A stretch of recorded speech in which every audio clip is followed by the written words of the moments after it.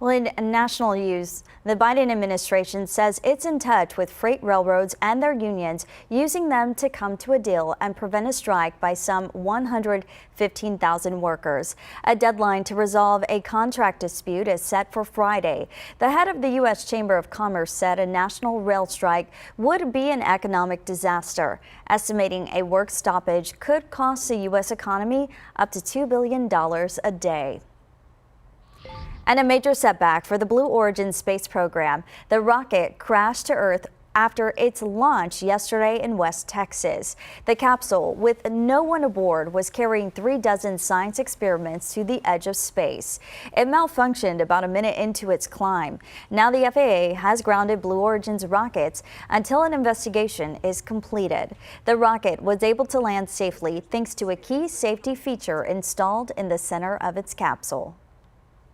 If there's any issue detected with the rocket, we've got the rocket, the capsule on board. On top, we will fire this escape motor to get the capsule far and fast away from the booster. Blue Origin says the safety system worked as designed, but isn't saying what went wrong. And the Food and Drug Administration is set to consider the first ever over-the-counter birth control pill. A joint advisory meeting was officially scheduled for November. Officials will review an application for over-the-counter approval of the contraceptive Opill. The contraceptive pill is a non-estrogen pill taken orally once a day to prevent pregnancy. It is currently available with a prescription. HRA Pharma submitted the application weeks after the Supreme Court overturned Roe v. Wade. Today's aquifer takes a hit, down nearly a foot to 635.9. But look at that. Few showers on the radar and in the air. Molds and ragweed leading the way. We've got molds moderate, at least nothing's heavy. Fall elm and grass are light. So we'll look at some of these downpours out there right now, and there's a few more, Audrey, in the forecast. All right, thanks so much, Bill. Also, a first in the U.S. Watch the construction of a 3D printed home. Stop it. A house? A house. How long would that take? Like a year, right? I mean, no, at I'm least sure they have a huge couple 3D years. printer. Yeah, right? Yeah, the size of Texas. Yeah.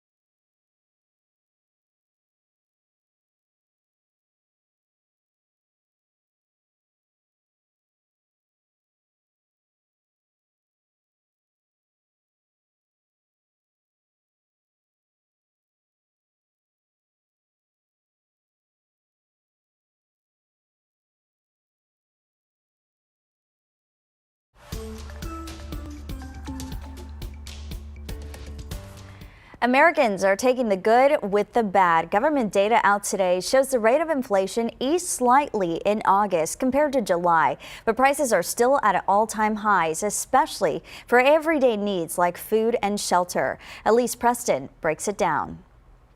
The summer inflation heat is cooling off slightly. New government data shows consumer prices surged 8.3% in August over last year, but down from a 40-year high in June. It looks like maybe inflation might have peaked in June. That makes sense because if you think about it, that's when we saw gas prices tick up over $5. Gas prices are about 25 cents cheaper per gallon than they were a month ago. But for many households, that savings is funneled into still high food prices, up more than 11%, the highest since 1979, and shelter up 6.2% from a year ago. The whole place is the bedroom. The rent for Jerry Weinberger's New York City apartment is jumping from $1,833 to $2,500 a month, forcing her out. I expected it to be raised, but not that much. How we feel about inflation can also affect prices. A New York Fed survey from August found consumers expect inflation to fall further in the short and long term. The Federal Reserve is committed to making that happen, with another rate hike expected at next week's meeting. If you have a strong labor market, which we still do, and we have prices on the rise, it gives the Fed the ammunition to go and attack inflation. Treasury Secretary Janet Yellen says it's a delicate balance to avoid a recession. The Fed is going to need great skill and also some good luck to achieve what we sometimes call a soft landing. Economists warn it's a marathon, not a sprint, back to prices anywhere close to pre-pandemic levels. Elise Preston, CBS News, New York. And drivers have been enjoying a break at the pump, but don't get too used to it. Treasury Secretary Janet Yellen, who we just heard from, also says fuel costs could spike again this winter as the EU scales back its purchases of Russian oil. Yellen said the move is necessary to cut off funding for Russia's war in Ukraine, but is likely to lead to increased demand and higher prices from other gas suppliers. The nation's first multi-story 3D printed home is under construction in Houston. The structure combines 3D printing with wood framing. The 3D printing company says the project is focused on determining the cost and time impact compared to regular building. This technology has been around for a while, but we're doing this project to optimize the way that we use this technology, and then it's a prototype that we're trying to see what's the cost impact and how we can save on costs and save on time. The final product is expected to be a 4,000 square foot home.